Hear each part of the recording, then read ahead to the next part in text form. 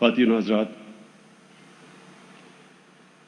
یہ جو چھوٹی سی فلم، اس میں ایک چیز آپ نے جو نوٹس کی ہوگی کہ 622 میں نبی صلی اللہ علیہ وسلم مدینہ میں تشریف لاتے ہیں. 622 اور 10 سالوں کے اندر جب مدینہ میں تشریف لاتے ہیں تو 600 مسلمان ہوتے ہیں، صرف آدمی اور عورتیں. اور 10 سالوں میں وہ سارا عرب کا نقشہ بدل جاتا ہے. جو جتنی بھی 10 سالوں میں جنگیں ہوتی ہیں، جو ٹوٹل لوگ ان جنگوں میں مرتے ہیں وہ 1400. 150 مربع میل پہ چھا جاتے ہیں مسلمان، اور 600 سے 1.25 کروڑ پہ چلے جاتے ہیں، 1.25 لاکھ پہ چلے جاتے ہیں. سوری. اب کہنے کا میرا کیا مطلب ہے کہ یہ جو ہوا تھا یہ کوئی تلوار کی زور سے نہیں ہوا تھا. یہ ایک دنیا کا بڑا فکری انقلاب آیا تھا. سوچیں بدلی تھی، ذہن بدلے تھے. اور یہ جو ہمیں قرآن میں حکم دیا جاتا ہے، اللہ ہمیں حکم کرتا ہے کہ نبی صلی اللہ علیہ وسلم کی زندگی سے سیکھو، ان کی سنت پہ چلو. یہ کیوں حکم کرتا ہے؟ یہ ہماری بہتری کے لیے کرتا ہے. کیونکہ یہ جو انقلاب آیا تھا، یہ انقلاب ہمارے، اگر ہم ان اصولوں کے اوپر چل پڑیں تو مسلمانوں کو اٹھا دیتا ہے. کیونکہ یہ تاریخ میں یہ ایک ماڈل بنایا اور پھر اس کو کامیاب کیا. جو مدینہ کی ریاست تھی وہ ایک ماڈل بنا اور وہ پھر ساری دنیا پہ پھیل گیا، ساری دنیا کا عظیم سویلائزیشن بنا. تو میں آپ سب کے سامنے رکھنا چاہتا ہوں کہ وہ کیا بنیاد کیا تھی، وہ اصول کیا تھے جس کے اوپر مدینہ کی ریاست کھڑی ہوئی. اور یہ میں اپنے نوجوانوں کو، خاص طور پہ اس ملک کے نوجوانوں کو اس چیز سے آگاہ کرنا چاہتا ہوں. اور یہ جو اتھارٹی کے ہم نے فیصلہ کیا وہ بھی میں بعد میں آپ کو ایکسپلین کروں گا. لیکن یہ کیوں ضروری ہے؟ کیونکہ میں سمجھتا ہوں کہ ہمارے ملک میں سب کچھ اللہ نے دیا ہے. اس ملک میں کسی چیز کی کمی نہیں. جو 3 سال اقتدار میں رہا ہوں تو میں ہمیشہ حیران ہوتا رہا کہ اللہ نے کتنی نعمتیں بخشی ہیں پاکستان کو. لیکن جو راستہ ہے وہ ہمیں اپنا راستہ ٹھیک کرنا ہے. اور میں اب سے نہیں 25 سال پہلے جب میں نے اپنی پارٹی بنائی تھی تو ہم نے اپنا ویژن اپنی دیا تھا کہ مثالی اسلامی فلاحی ریاست، مطلب کہ مدینہ کی ریاست. یہ 25 سال پہلے ہماری ویژن تھی. ہمارا نصب العین تھا ایاک نعبد و ایاک نستعین. اور میں تب بھی اس نتیجے پہ پہنچ گیا تھا کہ اگر اس قوم نے ایک عظیم قوم بننا ہے تو اس کو وہ اصولوں پہ جانا پڑے گا. تو میں آپ کے سامنے وہ کیا اصول تھے کہ وہی لوگ، وہی عرب تھے. وہ آپ نے شروع میں نقشہ دیکھا، ایک طرف آدھی دنیا پرشین امپائر، آدھی دنیا رومن امپائر، تھوڑے سے عرب تھے بیچ میں، آپس میں قبیلے تھے، لڑتے تھے. تو وہ کیا ہوا کہ 622 سے لے کے 632 تک وہ کیا ہوا کہ وہ دو لوگ دنیا کی امامت کرنے شروع کر دیا. اور اگلے 20 سالوں کے اندر وہ موراکو سے لے کے تو ہندوستان تک پہنچ گئے، سینٹرل ایشیا تک پہنچ گئے. وہ کیا چیز تھی؟ اور یہ ہے، اگر ہم یہ سمجھ جائیں، یہ ہے جس سے انشاءاللہ ہمارا ملک ایک عظیم ملک بنے گا. اصول کیا تھے؟ تو میں آپ کے سامنے اصول رکھتا ہوں. اور میں کوئی اسلام کا اسکالر نہیں ہوں. انشاءاللہ یہ جو ہماری اتھارٹی بنے گی اس میں ہم ابھی سے بڑے بڑے انٹرنیشنل اور پاکستانی اسکالرز کو جمع کر رہے ہیں اور ان کا کام ہے کہ یہ لوگوں تک لے کے جائے. لیکن میں نے اپنی جو تحقیقات کی میں آپ کے سامنے رکھتا ہوں. سب سے پہلے چیز نبی صلی اللہ علیہ وسلم نے کی अच्छे को अच्छा और बुरे को बुरा, इखलाकी मियार उठाया एक माशरे का। उन्होंने मोरालिटी माशरे की उठाई, जो और मोरालिटी बेस्ड ये है कि अच्छे और बुरे की तमीज हो। और जो मोरालिटी उठाई उस माशरे की, वो बड़ी देर तक मुसलमानों को दुनिया के अंदर जब मुसलमान देखते थे तो लोग उनको समझते थे कि ये वो ईमानदार, सदाकत, सच्चे लोग, अमानतदार लोग हैं। आप हैरान होंगे कि जब आप अकाउंट्स पढ़ें, जब क्रूसेड्स का पहला, यूरोपियंस का पहला टाकरा हुआ अरबों के साथ, तो वो सारी राइटिंग्स में पढ़ें कि वो मुसलमान उनको समझते थे कि बिल्कुल वहशी हैं, जंगली हैं। और वो जब देखते थे सलाउद्दीन अय्यूबी के ऊपर, जब बाहर से आप किताबें पढ़ें तो उनके बड़ा कैरेक्टर बड़ा ऊपर था, मॉरल स्टैंडर्ड्स बहुत ऊंची थी उनकी। तो सबसे पहले अपनी उन्होंने पर्सनालिटी से माशरे की अखलाकियात उठा दी। और जो अगली चीज उन्होंने की, इंसाफ का निजाम, अदल और इंसाफ, रूल ऑफ लॉ।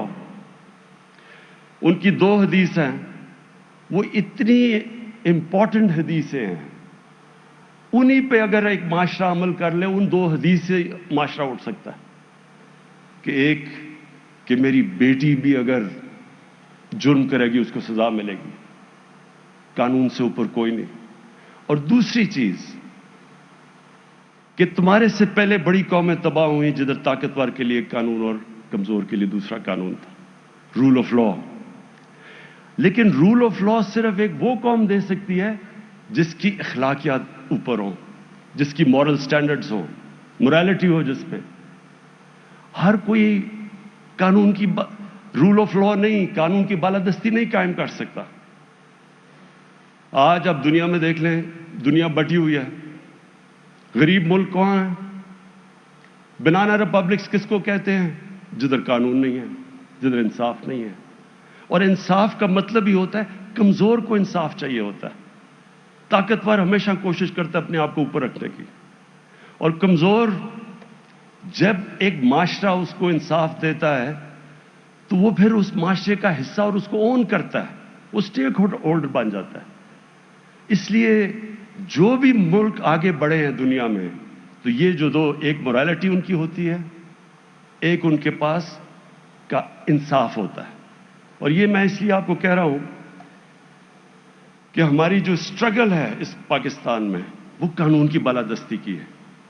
ये एक बेसिक चीज है। जबकि एक माशरा, जब रोमन्स भी थे तो वो रोमन्स अपने आप को दूसरों को बार्बेरियंस कहते थे।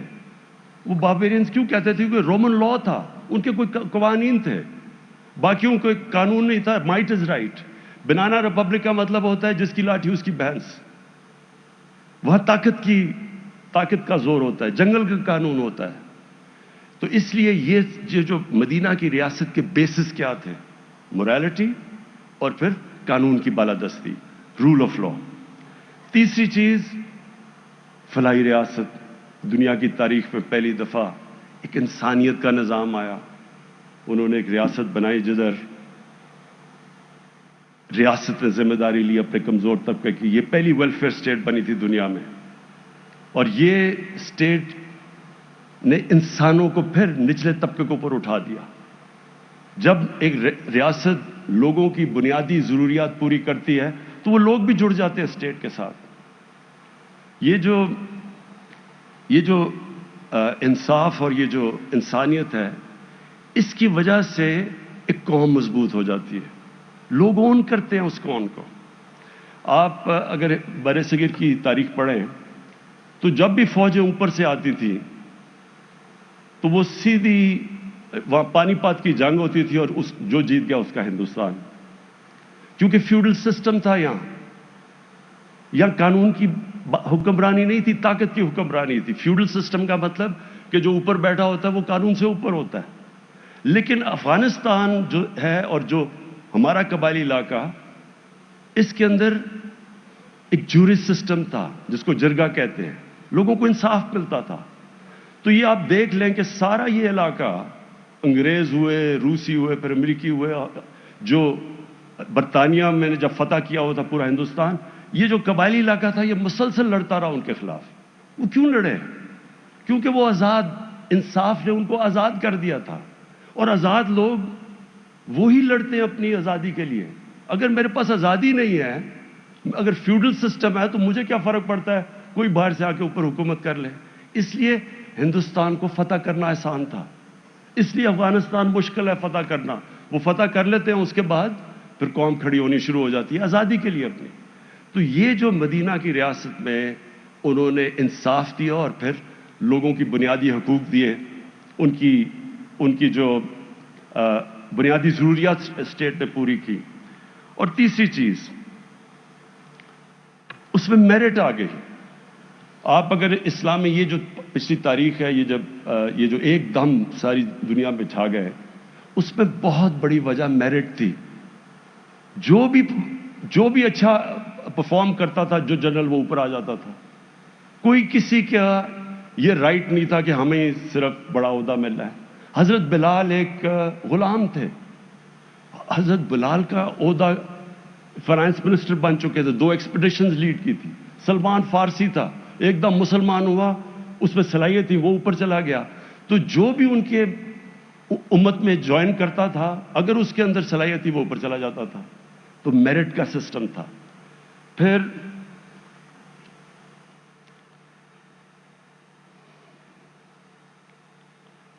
انہوں نے لیڈرز پروڈیوس کیے. جب آپ یہ جو دور ہے، میں نے جو چھوٹی سی فلم میں ایک دم پھیل گئے، تو آپ ساتھ ساتھ یہ دیکھیں گے کہ ایک کے بعد دوسرا لیڈر نکلتا گیا. جو ان کے ارد گرد تھا وہ لیڈر بن گیا. سارے صحابہ لیڈر بن گئے، کیونکہ انہوں نے جو ان کے اندر کیریکٹر بلڈنگ کی. اچھا، وہ کیا صلاحیتیں تھی؟ وہ لیڈر بن گئے. لیڈر کے اندر کیا کوالٹیز ہونی چاہیے؟ سب سے پہلے صادق اور امین. کبھی بھی کسی کی رسپیکٹ نہیں کرتی جو ایک ایماندار نہ ہو، سچا نہ ہو اور امانت دار نہ ہو، انصاف نہ کر سکے. کسی فیلڈ کے اندر کرکٹ کیپٹن کی بھی رسپیکٹ نہیں ہوتی. کوئی اگر ادارہ چلا رہا ہے، رسپیکٹ تب ہوتی ہے جب یہ صادق اور امین. اور پھر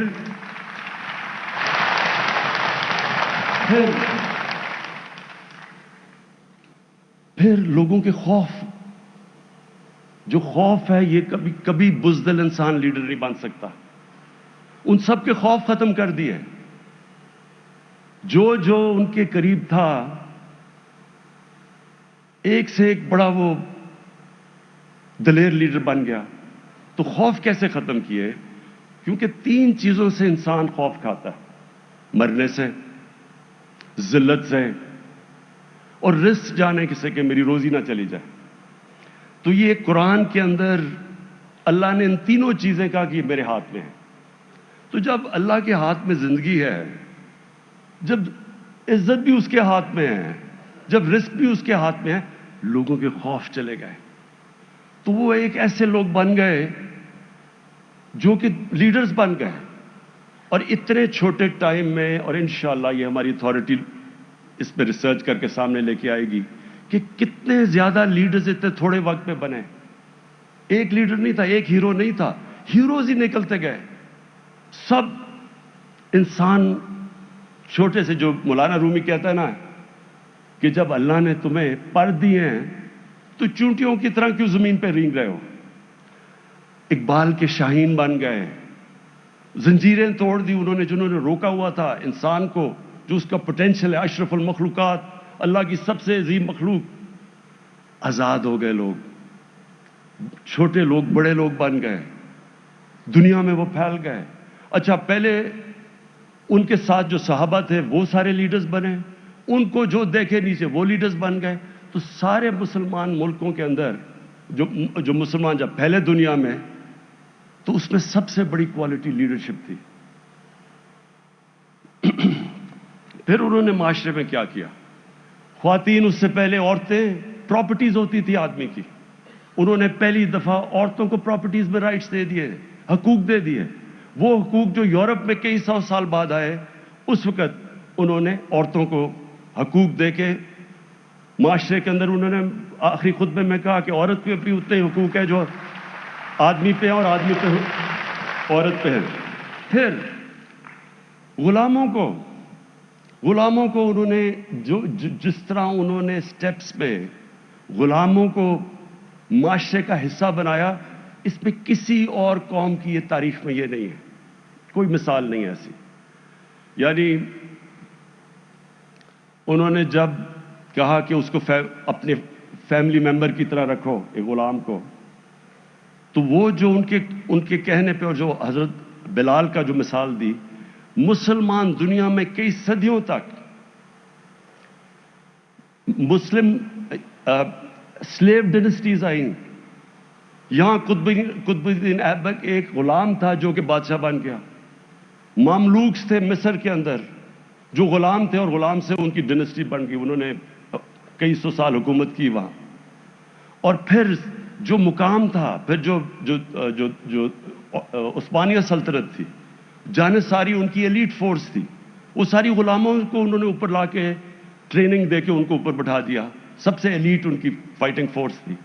تو غلام کا مرتبہ ہی چینج کر دیا، ان کو انسان کی طرح رکھا، فیملی ممبرز کی طرح رکھا.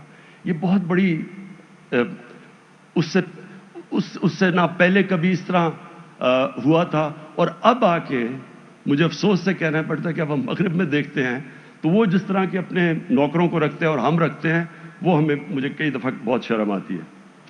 پھر بوڑھوں کی عزت، پہلی دفعہ پینشنز مدینہ کی ریاست میں شروع کی گئی تھی کہ بوڑھوں کی ذمہ داری لی ریاست نے، کمزوروں کی، بوڑھوں کی، بیواؤں کی، یتیموں کی.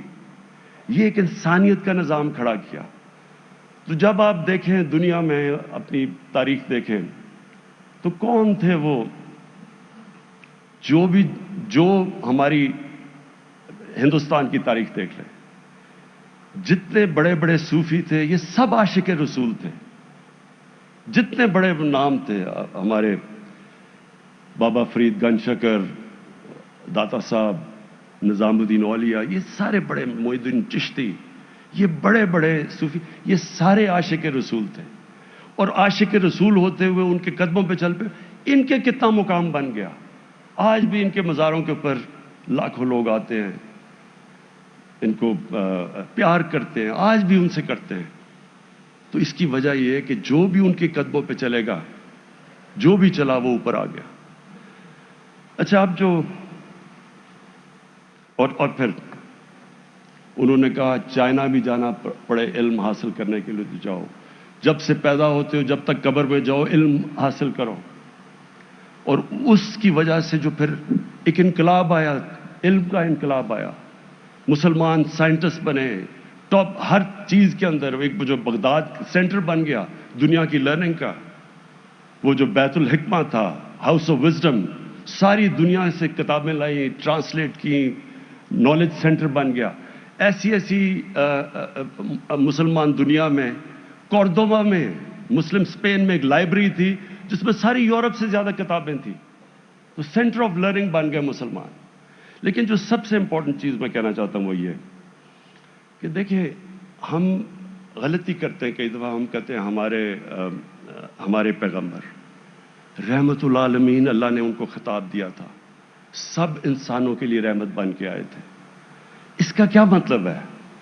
اس کا مطلب یہ ہے کہ جو انسان ان کی سنت پہ چلے گا وہ اوپر چلا جائے گا. یہ بڑا امپورٹنٹ سمجھنے کے لیے بات ہے، کیونکہ اس میں اقبال نے بڑا زبردست شکوہ اور جواب شکوہ لکھا تھا. مقصد یہ ایک دفعہ شکوہ کہ دیکھیں ہم کدھر تھے اور ہم کدھر پہنچ گئے ہیں. تو جو اقبال نے جواب شکوہ میں لکھا تھا کہ جن چیزوں کی وجہ سے ہم اوپر آئے تھے، جب ہم ان سے نیچے گئے تو ہم نیچے آ گئے. اور جو ملک جن کو ہم کافر سمجھتے ہیں، جب وہ ان کی سنت کے اوپر چلنا شروع کریں گے، وہی اصول جو مدینہ کے ہیں، جو کیریکٹر کے، وہ اوپر آ جائیں گے. کیونکہ رحمت العالمین ہے، جو ان کے قدموں پہ چلے گا وہ اوپر آ جائے گا. اور اس میں بڑی آج کی ذرا میں مثالیں دینا چاہتا ہوں کہ دیکھیں جو ہم ملک جن کو کہتے ہیں کہ وہ اس مسلمان نہیں ہیں، ذرا میں صرف آپ کو مثالیں دینا چاہتا ہوں اپنی زندگی سے. میں پہلی دفعہ جب برطانیہ گیا تو میں حیران ہو گیا وہاں دیکھ کے. مجھے تو کبھی ہمیں تو پتہ ہی نہیں تھا فلاحی ریاست کیا ہوتی ہے. اس ریاست کے اندر پہلی دفعہ ہم نے دیکھا کہ انسانیت کیا ہوتی ہے. غریب آدمی کے لیے مفت علاج، غریب آدمی کے بچوں کے لیے مفت تعلیم اور بہترین تعلیم. اگر وہ غریب آدمی بے روزگار ہوتا تو اس کو ان امپلائمنٹ بینیفٹس ملتے ہیں، اسٹیٹ اس کا دھیان رکھتی ہے. عدالت میں جاتا ہے اور اس کے پاس پیسے نہیں ہیں تو لیگل ایڈ ملتی ہے اس کو. یہ میں نے پہلی دفعہ چیزیں دیکھی وہاں جا کے. اور رول آف لا یعنی قانون. میں آپ کو اپنا بتاؤں کہ میرا ایک وہاں کیس تھا انگلینڈ کے اندر. انگلینڈ کا بہت بڑا سٹار تھا ایئن بوتھم. تو میں صرف آپ کو بتانا چاہتا ہوں کہ کیا فرق کیا ہے اور کیوں وہ آگے نکلے، کیوں ہم پیچھے ہیں اور کیسے ہم آگے نکل سکتے ہیں. میرا کیس تھا، وہ بھی انگلینڈ کا بڑا نام تھا، میرا اس سے کرکٹ میں بڑا مقابلہ ہوتا تھا. تو اس نے میرے اوپر عدالت میں کیس کر دیا. اس نے بھی سب سے بڑا وکیل لیا، میں نے بھی انگلینڈ کا سب سے بڑا وکیل لیا. تو مجھے یاد ہے میں جب میری اس سے پہلی بات ہوئی اور وہ میرے سے پوچھ رہا تھا، میرے ایویڈنس لے رہا تھا، تو اس نے مجھے روک دیا. اس نے کہا کہ اگر میں یہ آپ کو وارن کرنا چاہتا ہوں کہ اس میں ایک بھی چیز جو آپ لکھ رہے ہیں جھوٹ نکلی، وہ جج سیدھا آپ کو وہ پرجری کے اندر جیل میں ڈال دے گا. اور پھر اس نے کہا کہ میں آپ کو کوچ نہیں کر سکتا. میں تو کبھی عدالت میں گیا ہی نہیں تھا. اس نے کہا مجھے اجازت نہیں ہے کوچ کرنے کی.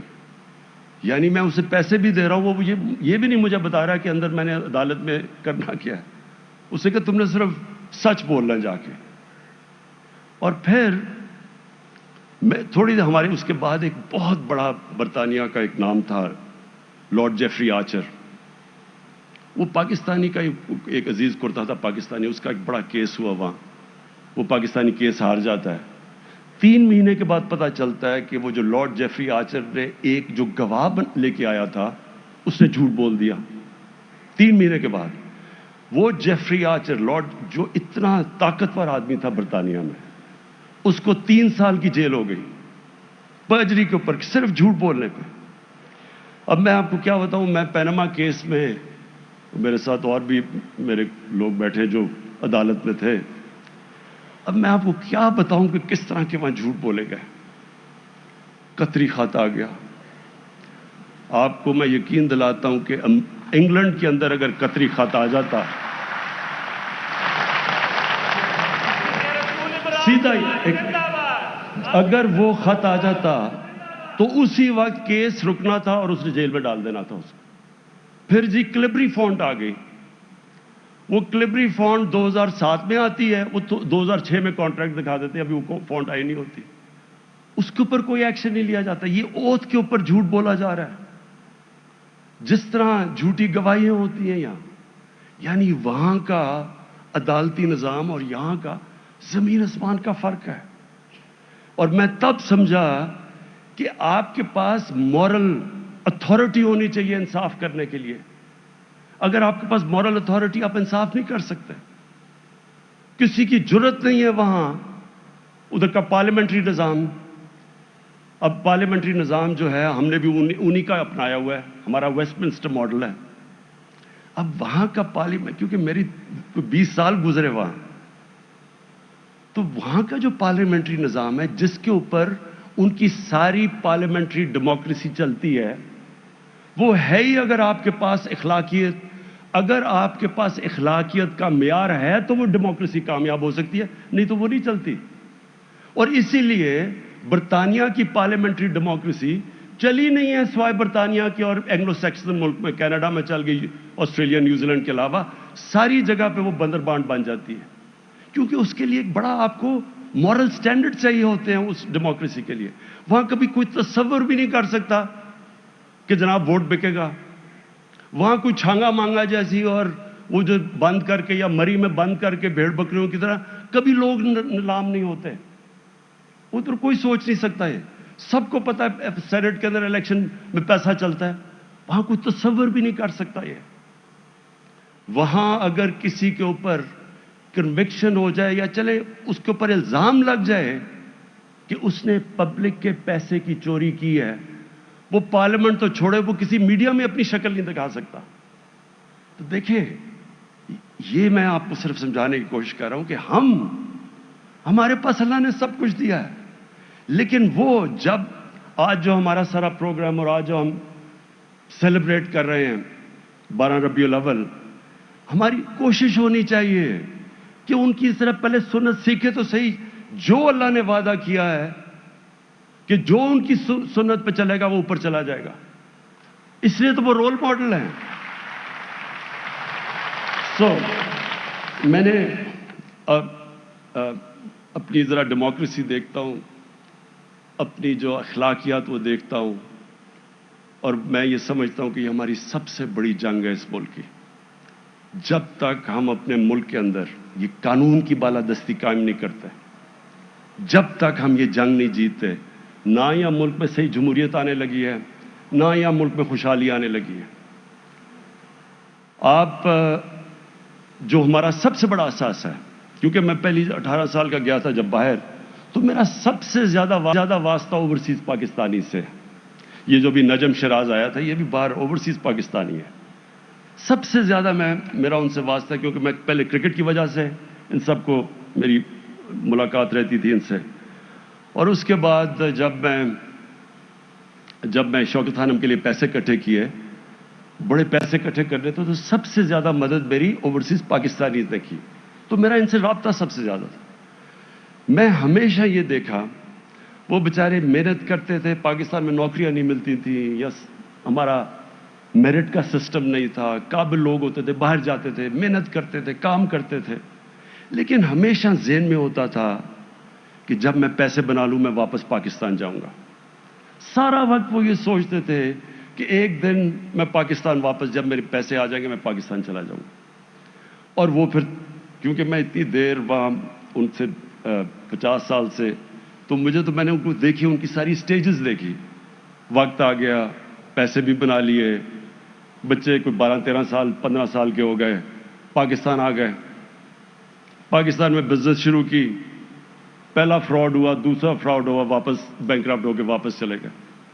بچے وہ پاکستان میں ایڈجسٹ نہ ہو سکے تو وہ ترستے ہی رہ جاتے تھے. ہم جاتے تھے، وہ پاکستانی کمیونٹی بنی ہوتی تھی، پاکستانی گانے سنتے تھے، پاکستانی کی یادیں آتی تھی، لیکن پاکستان واپس کیوں نہیں آ سکتے تھے؟ کیونکہ ان کو عادت پڑ جاتی تھی ایک بہتر مورالٹی کی سوسائٹی میں، ایک قانون جدھر رول آف لا ہے اس کی عادت پڑ جاتی تھی. ان کو بزنس ادھر کرتے تھے، محنت کرتے تھے، لیکن کامیاب جب ہوتے تھے تو وہ اس سوسائٹی میں ہوتے تھے جدھر وہ اگر آپ محنت کرتے ہیں آپ کو پھل ملتا ہے. تو جب وہ واپس آتے تھے اس سوسائٹی میں وہ ایڈجسٹ نہیں ہو سکتے تھے. اب سوچیں 90 لاکھ پاکستانی باہر بیٹھے، اگر ان میں سے صرف 30-40 ہزار ہی پاکستان میں آ کے انویسٹمنٹ کر دیں، ہمیں کوئی IMF کی ضرورت نہ پڑے، اتنا ان کے پاس پیسہ ہے.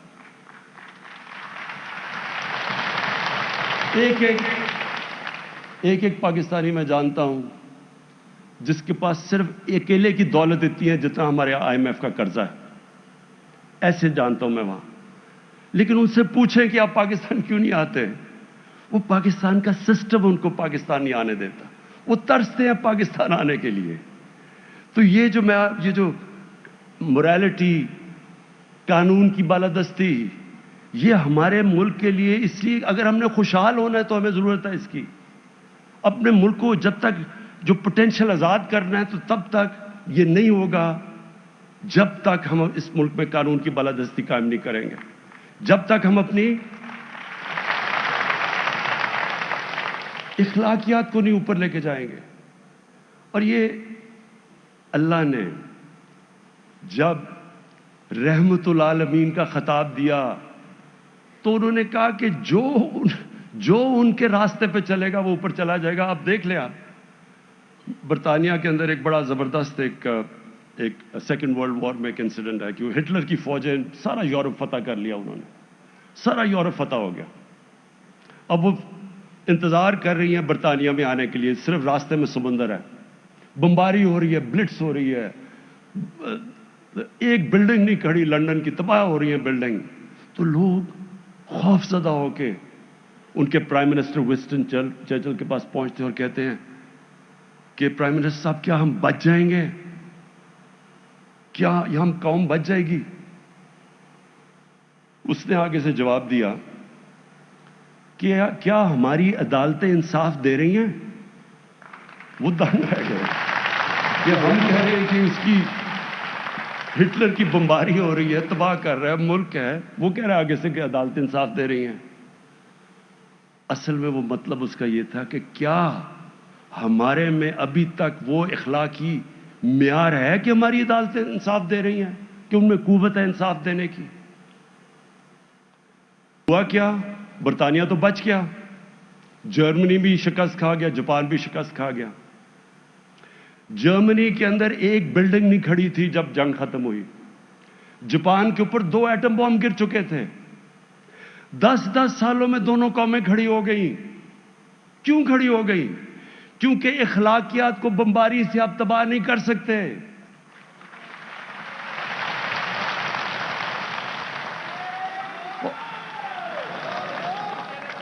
जो और दूसरी तरफ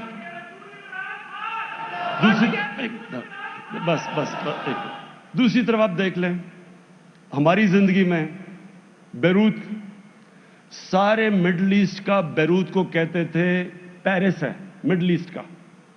हमने अपनी जिंदगी में सारे यहां से भी सोचते थे जी बेरूत जाना है, वो इतनी जबरदस्त जगह। आज बेरूत और लेबनान फेल्ड स्टेट कहा जा रहा है। आज उनकी अक्सरियत गुर्बत की लकीर से नीचे चली गई है। क्या वजह है? वजह देखनी है तो वो जो लोग सड़कों पे निकले हुए वो क्या कह रहे हैं कि हमारी गवर्नमेंट करप्ट है। हमारी गवर्नमेंट करप्ट है, ये क्यों कह रहे हैं?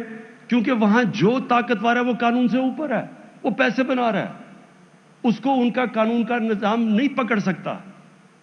और वही मुल्क जो सबसे खुशहाल इलाका था, जिसकी सारी मिडल ईस्ट से लोग छुट्टियां मनाने जाते थे, वो आज एक फेल्ड स्टेट बना हुआ है। सारी, जिस तरह मैं फिर से, जो बनाना रिपब्लिक होती है वो वसाइल की कमी से नहीं होती। एक गरीब कौम वो इसलिए होती है वहां कानून नहीं होता, इंसाफ नहीं होता। जो ये फैक्ट आई पैनल की रिपोर्ट है, और ये मैं फिर से बार बार दोहराता हूं, ये जरूर समझ लें, ये हमारे लिए ये गौर करने की, गौर और फिक्र करने की है। ये fact I panel United Nations के सेक्रेटरी जनरल ने एक बड़े माहिरों की पैनल बनाई। उससे पूछा, बताओ ये गुर्बत क्यों बढ़ती जा रही है उन मुल्कों में, डेवलपिंग वर्ल्ड में, और अमीर और गरीब मुल्क में फासले क्यों बढ़ते जा रहे हैं? तो उन्होंने साल लगा के रिपोर्ट तैयार की, और उस रिपोर्ट में वो ये कहते हैं कि हर साल हमारी तरह के, पाकिस्तान की तरह के मुल्क जिनके मुल्क में रूल ऑफ लॉ नहीं है, ताकतवर को कानून के नीचे लाने की उनकी मोरालिटी, मॉरल स्ट्रेंथ नहीं है, उनके पास वो इखलाकियत नहीं है कि ताकतवर को कानून के नीचे लाने के लिए उनके कानून के निजाम में, उधर से 1000 अरब डॉलर हर साल चोरी होके, मनी लॉन्डर होके ऑफशोर अकाउंट्स में जाता है, और लंदन और बड़े बड़े शहरों के अंदर जाके प्रॉपर्टीज ली जाती है। ये उसकी यूनाइटेड नेशंस के सेक्रेटरी जनरल की फैक्ट आई पैनल की रिपोर्ट है। तो मतलब ये है कि जब ये सारे मुल्क, अगर इनके मुल्कों के अंदर इंसाफ का निजाम नहीं होगा, खुशहाली नहीं आएगी। वो जो मदीना की रियासत के अंदर उन्होंने असूल सेट किए थे, वो पहले तो खुशहाली नहीं थी। पहले 6 साल, अगर इन्होंने, खैर बड़ी, जब हम इसके ऊपर और भी फिल्में बनाएंगे, कि पहले 5-6 साल तो बहुत बुरे हालात हैं मुसलमानों के, लेकिन उन्होंने पहले इंसाफ कायम किया, अखलाकियात उठाई सारे माशरे की, और उसके बाद उन्होंने फलाही रियासत बनाई। यानी पैसे नहीं भी थे लेकिन उन्होंने गरीबों को ऊपर उठाया, उनकी स्टेट ने जिम्मेदारी ली, उससे वो माशरा तक जुड़ गया। वो सब, जब मैं गरीब आदमी हूं, مجھے پتا ہے کہ اگر معاشرہ میری مدد کر رہا ہے اور ملک میری مدد کرتا ہے اور میں اگر طاقتور میرے سے کوئی ظلم کرے تو میں عدالت میں جاؤں گا, مجھے انصاف ملے گا, میں کھڑا ہو جاؤں گا اس ملک کے ساتھ. اس طرح انہوں نے اس کو قوم بنایا. پہلے تو قبیلوں میں بٹے ہوئے تھے, وہ کیسے ایک دم سپر پاور بن گئے؟ کیونکہ ان ساروں کو پتا تھا کہ یہ جو ریاست ہے یہ ہماری ہے. انہوں نے اون کیا کہ ہمیں انصاف بھی دیتی ہے, ہماری بنیادی ضروریات بھی پوری کرتی ہے, میرٹ ہے یہاں, میں محنت کروں گا تو میں اوپر آ جاؤں گا. یہ نہیں کہ وہاں صرف چند خاندانی اوپر بیٹھے ہوئے ہیں, جو محنت کرے گا اوپر آ جائے گا. قوم کو آزاد کر دیا. اور پھر اور اپنی مثال سے جو لیڈرشپ انہوں نے کھڑی کی, ان کو شاہین بنا دیا. تو لیڈرز بھی بن گئے, قوم بھی آزاد ہوگی, اس قوم پھیل گئی دنیا پہ. تو ہمارا چیلنج اب کیا ہے؟ ہمارا چیلنج یہ ہے کہ ہمارے جو یوتھ ہے, ہمارا جو نوجوان ہے اس ملک کا, اس کو ہم صحیح طرف لگائیں, اس کا راستہ ہم صحیح کریں. اکثریت اس ملک کے نوجوانوں کی ہے, اور میں اپنے نوجوانوں کو یہ پیغام دینا چاہتا ہوں کہ دیکھیں, مجھے تو اللہ نے سب کچھ دے دیا. میں وہ ایک خوش قسمت انسان ہوں جس کو کوئی کسی قسم کی ضرورت نہیں ہے. جو میں چاہتا تھا, جس طرح کی جو بھی چیز ہے, اللہ نے تو مجھے سب کچھ دے دیا. میں صرف یہ چاہتا ہوں کہ میں پہلی جنریشن تھا اس ملک کی, ہمارے ماں باپ غلام ہندوستان میں پیدا ہوئے تھے.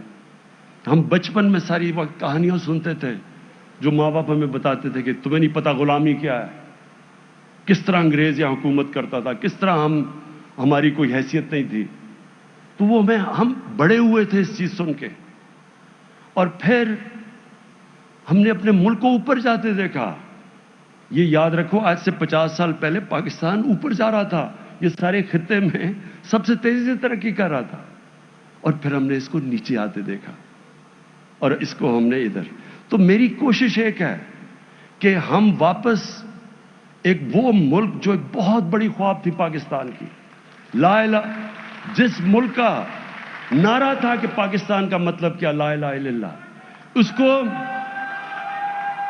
کس نے اس ملک کو یاد رکھے. جو ہندوستان میں مسلمان تھے ان کو تو پتا تھا وہ پاکستان کا حصہ نہیں بن سکتے, انہوں نے بھی پاکستان کے لیے ووٹ دی, کیونکہ علامہ اقبال نے وہ خواب دیا پاکستان کا کہ ایک مثالی اسلامی ریاست بنے گی, ماڈل بنے گی سارے مسلمانوں کے لیے. ہم نے وہ نیشن بننا تھا, ہم نے اور وہ ماڈل کیا مسلمانوں کا, وہ مدینہ کی ریاست ہے. تو ہم نے تو, اور پھر پاکستان کی جو آبجیکٹو ریزولوشن وہ کیا تھی, اسلامی فلاحی ریاست, وہ بھی مدینہ کے. سو ہمارا تو آبجیکٹو وہ تھا. تو یہ جو قادری صاحب نے بھی بات کی کہ ہمیں جس راستے پہ 74 سال پہلے چل جانا چاہیے تھا, وہ انشاءاللہ ہم سفر اب شروع کرنے لگے ہیں. مجھے قادری صاحب نے کہا, مجھے کہتے ہیں کہ میں جب لوگوں کو کہتا ہوں کہ دیکھیں پرائم منسٹر چاہتا ہے کہ مدینہ کی ریاست کے طرز پہ پاکستان کو بنایا جائے, تو کہتے وہ آگے سے کہتے ہیں خود تو سارے مزے کر گئے, اب ہمیں لگا دیا مدینہ کی ریاست کے اوپر.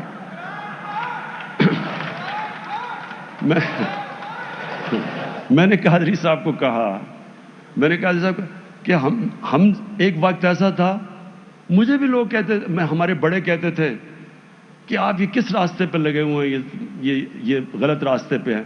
تو میں تب سوچتا تھا, میں کہ انہوں نے کیا پتا کہ اس راستے میں کیا ہے, انہوں نے تو دیکھا ہی نہیں ہے, ان کو تو پتہ ہی نہیں ہے. مجھے پتہ ہے, میں نے وہ سارا راستہ دیکھا ہوا ہے. میں نے ساری, جو لوگ تصور کرتے ہیں, یہ ذرا غور سے, میں اپنے نوجوانوں کو پھر سے کہہ رہا ہوں, غور سے ذرا ہی میری بات سنیں. دیکھیں, لوگ ساری وقت امید لگاتے ہیں ان کو گلیمر اور یہ اور وہ اور فلم سٹارز اور ایکٹرز اور پاپ سٹارز کی, یہ کوئی بڑا گلیمرس زمانہ ہے اور یہ کوئی ایسی چیز ہے جو ہم سارے کوشش کرتے ہیں. رول ماڈلز وہ ہیں, میرے بھی وہی رول ماڈلز تھے. ہم جب HSN کالج سے نکلے تو مجھے تو یہ چیزیں پتہ نہیں تھی اپنے نبی صلی اللہ علیہ وسلم کی. مجھے تو کوئی مدینہ کی ریاست کی صحیح معنی میں سمجھ ہی نہیں تھی. مجھے تو ان کی پوری طرح زندگی کا اندازہ نہیں تھا. ہمیں ایسی ایک لگتا ایسے تھا جب ہم, تب تو بڑے تھوڑے انگلش میڈیم اسکول تھے, تو جب ہم وہاں سے لے کے لگتا ایسے تھا کہ ہمارا جو اپنا کلچر ہے وہ بھی پیچھے ہے, ہم بیکورڈ ہیں, سارا کچھ آگے ہے, ٹیکنالوجی ادھر ہے, وہ ملک آگے نکل گئے, جو وہ کہتے ہیں وہ ٹھیک ہے, اور جو ان کے رول ماڈلز ہیں وہ ہمارے بن گئے.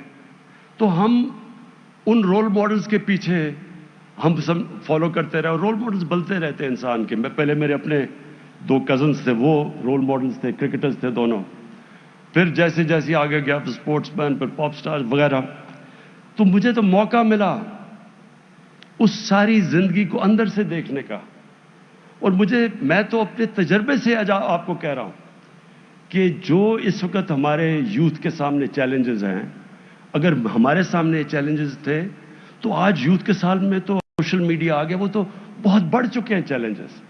اور میں اس نتیجے پہ ہوں کہ ہم جب تک واپس نہیں جائیں گے, وہ جو ہمیں ان اصولوں کے اوپر نہیں جائیں گے, ہمارا معاشرہ اوپر نہیں آ سکتا, بلکہ بڑے خطرے میں ہے. تو میں اب آپ کو صرف یہ اپنی جو بتاتا ہوں کہ ہمارا مقصد کیا تھا یہ رحمت اللہ عالمین اتھارٹی بنانے کا. اس کا مقصد کیا تھا؟ اس کا سب سے بڑا مقصد پھر سے یہی ہے کہ ان کی زندگی کو, اپنی نوجوانوں کو, ان کو ہم تیار کریں, ان کو سمجھائیں. دیکھیں, ایک چیز یاد رکھ لیں کہ دین کے اندر کوئی زبردستی نہیں ہے. آپ دین میں کوئی زبردستی نہیں ہے. آپ کسی کو زبردستی دین کی طرف نہیں لا سکتے. اور اللہ نے قرآن میں یہ واضح کر دیا. ہم راستہ دکھا سکتے ہیں. ہم ایک معاشرہ اپنے بچوں کو 2 راستے کے, آپ کے سامنے 2 راستے ہیں. نماز میں ہم وہ دو ہی راستے ہیں نا. ہم اللہ کو کہتے ہیں وہ راستہ دے جس پہ تو نے نعمتیں بخشی, دوسرے راستے پہ نہیں جدھر تباہی کا راستہ ہے. ہم کم از کم اپنے بچوں کو بتا تو سکتے ہیں کہ اس راستے پہ چلو گے تو یہ ہوگا, اس راستے پہ چلو گے تو یہ ہوگا. یہ تو ہم کر سکتے ہیں. باقی پھر اللہ سے دعا کرتے ہیں کہ اللہ ان کو سیدھے راستے پہ لگا دے. تو یہ جو اتھارٹی کا مقصد یہ ہے, اس میں جو گورنمنٹ کرے گی, میں پہلے اپنا گورنمنٹ بتا دوں جو ہماری کوشش ہے. نمبر 1, میں پھر سے آپ کو کہتا ہوں کہ میں جب تک زندہ ہوں اس ملک میں انصاف اور قانون کی بالادستی کی جنگ میں لڑوں گا, رول آف لا کے لیے لڑتا رہوں گا.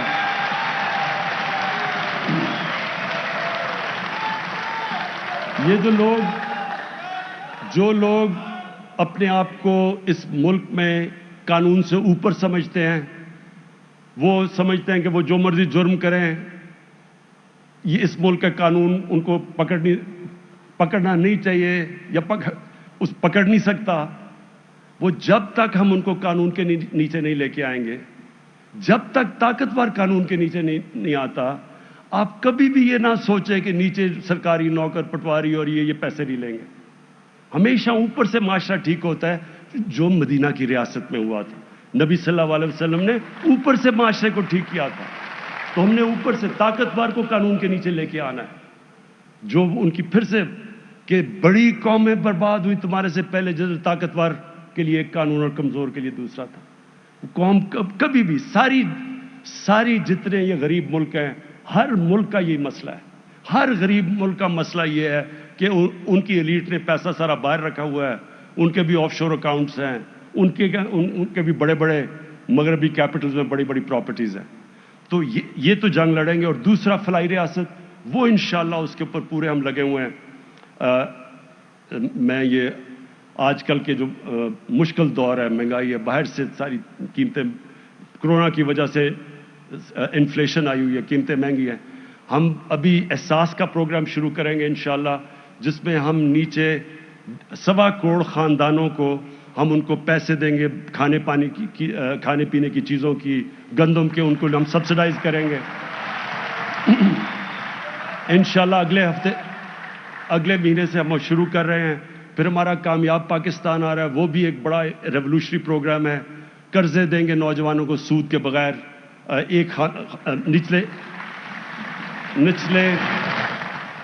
نچلے انشاءاللہ 1.25 کروڑ خاندانوں کو ایک خاندان کے اندر پہلے گھر بنانے کے لیے مائکرو کریڈٹ دیں گے.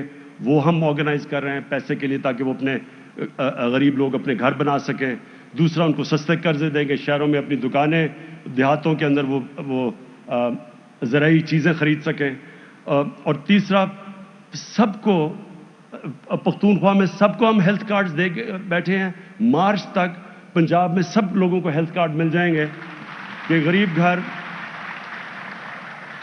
ایک غریب گھرانے کے اندر 10 لاکھ روپیہ ہر خاندان کے پاس ہو, کسی بھی ہسپتال میں اپنا جا کے علاج کروا سکے. تو انشاءاللہ یہ ہماری کوشش ہے.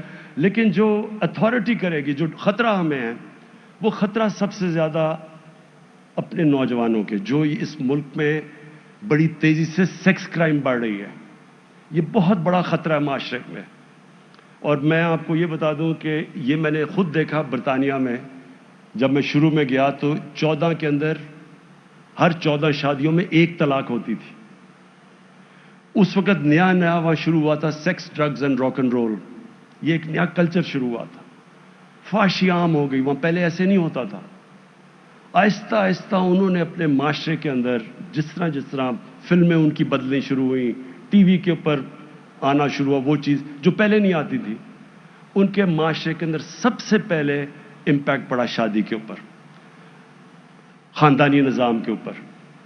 اور وہ جب ان کا خاندانی نظام آہستہ آہستہ ٹوٹنا شروع ہوا تو تب ہمیں سمجھ آئی کہ کیوں, آہستہ سمجھ آئی کہ کیوں یہ پردے کا کانسیپٹ ہے.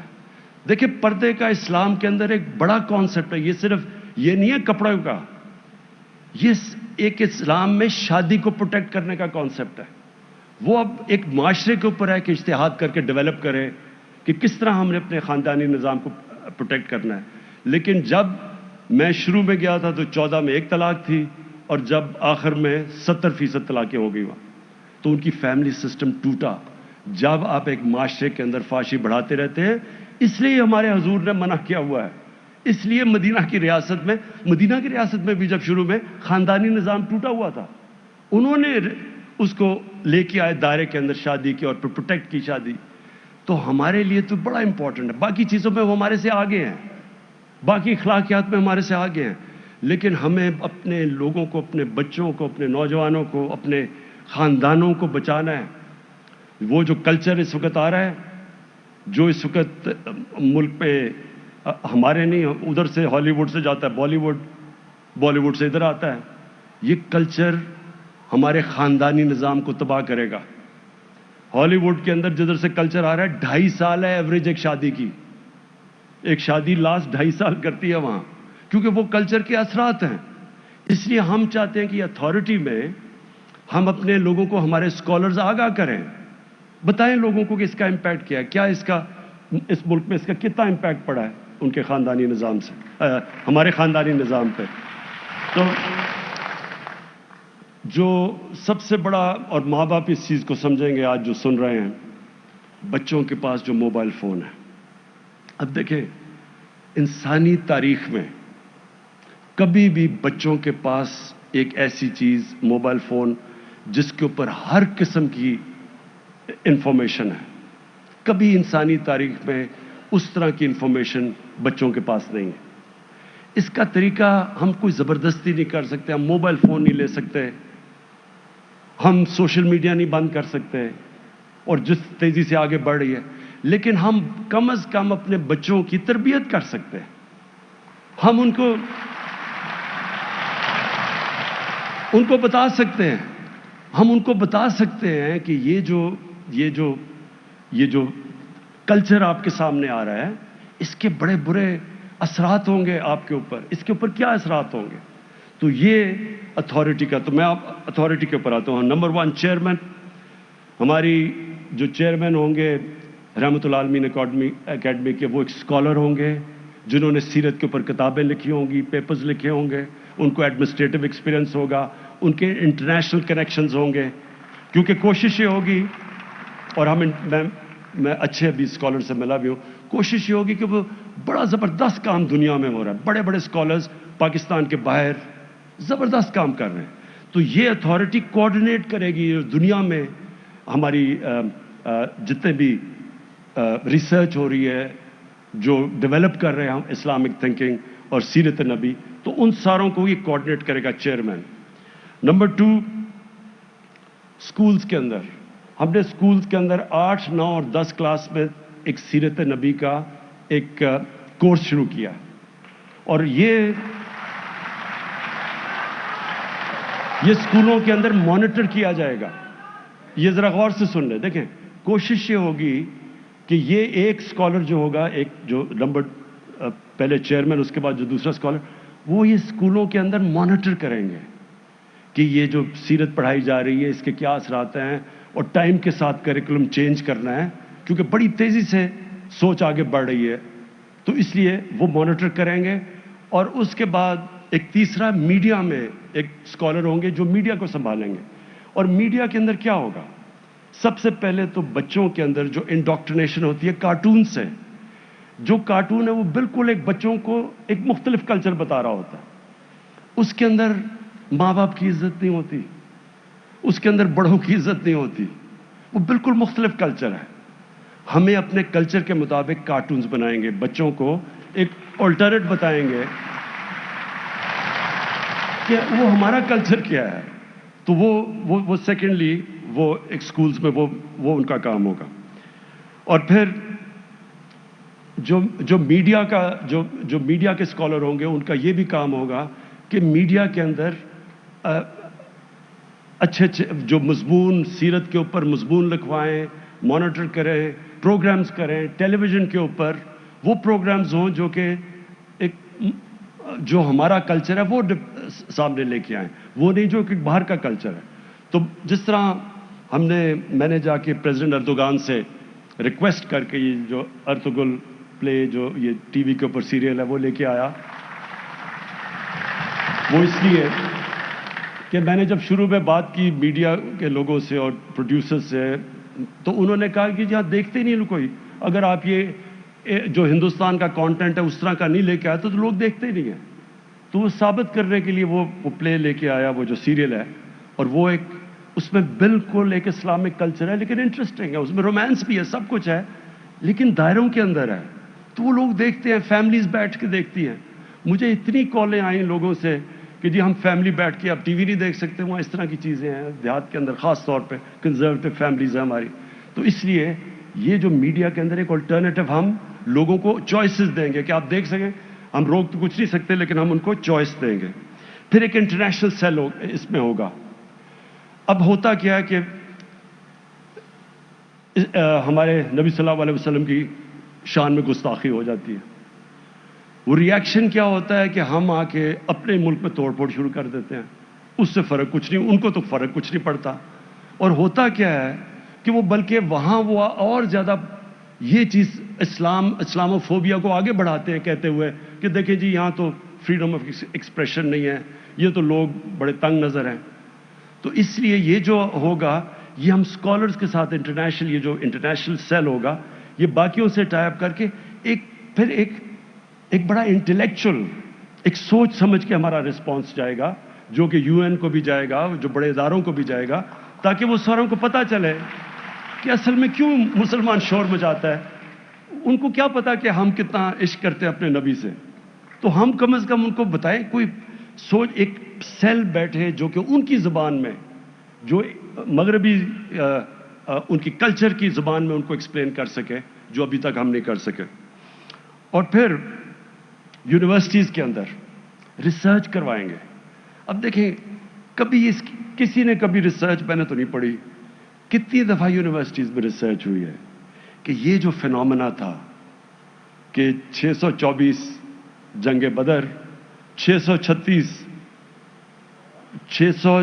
में 313, 636 11 सालों के बाद रोमन्स हार जाते हैं यारमुक में, पूरा यानी सुपर पावर, और अगले साल पर्शिया दूसरी सुपर पावर घुटने टेक देती है। तो ये क्या हुआ था? क्यों नहीं इस फिनोमेना के ऊपर रिसर्च होती, किताबें होती, ये यूनिवर्सिटीज़ के अंदर डिबेट्स क्यों नहीं होती? तो इंशाल्लाह ये, और जैसी जैसी आप डिबेट्स करेंगे लोगों को खुद ही समझ आना शुरू हो जाएगा कि हमारा अरूज क्यों था और जवाल क्यों है, उसी में समझ आ जाएगी। और फिर स्पेशल प्रोजेक्ट्स, एक हमारे स्कॉलर होंगे जो स्पेशल प्रोजेक्ट्स के ऊपर बैठे होंगे। उसका क्या मतलब हो कि जो हमारे बड़े दिन है, मसलन 12 रबीउल अव्वल है। इस पे उनका काम होगा कि लोगों को फिर से ये सीरत एक्सप्लेन करें। हम आके खुशियां बना के चले गए हैं, क्या हमें पता है कि हम जिस इंसान के लिए हम खुशियां बना रहे हैं उसकी अपने सुन्नत पे अमल करते हैं?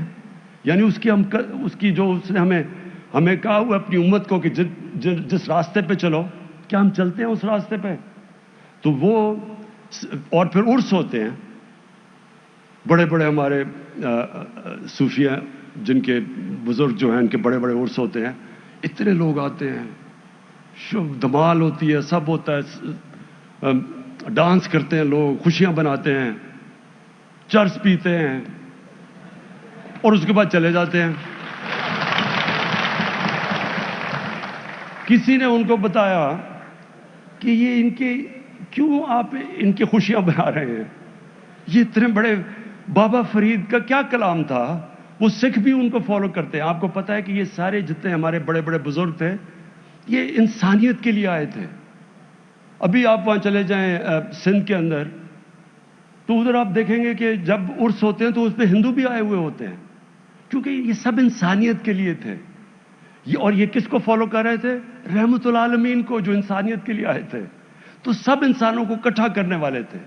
ये इस्लाम प्यार का दीन था। ये जब उर्स पे जब जाएं तो कम से कम उससे पहले हम बताएं तो सही कि हमारा दीन तो प्यार का दीन है। ये तकसीम करना, कभी बंदूक के नोक के ऊपर करना, ये हमारा दीन नहीं है। तो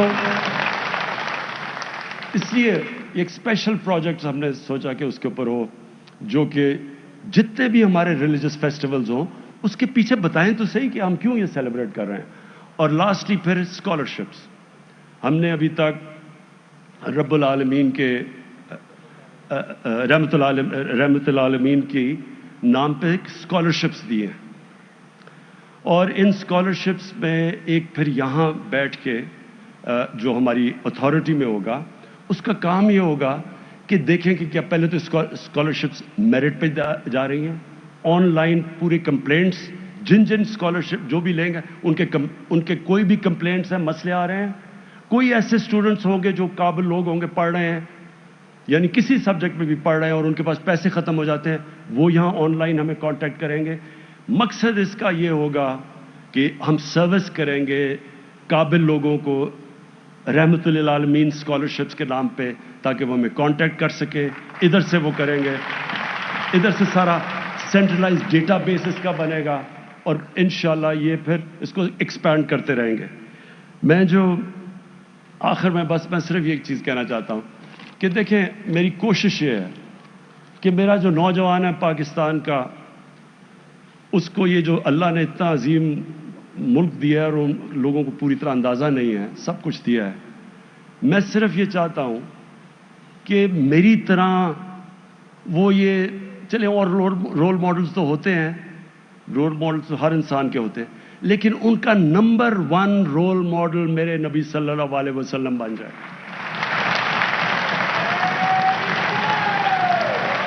और हम पूरी तरह, हमारी गवर्नमेंट पूरी मदद करे उनको पूरा आगाह करने के लिए कि उनकी वो क्या वजह थी, उनके अंदर क्या सिफ़तें थी कि दुनिया में ना कभी ऐसा इंसान आया और ना आ सकता है, और जिसको अल्लाह ने अपना हबीब माना, वो सारे मेरे नौजवानों को सबको पता चल जाए, ताकि वो फिर हमें फिर कुछ करने की ज़रूरत नहीं पड़ेगी।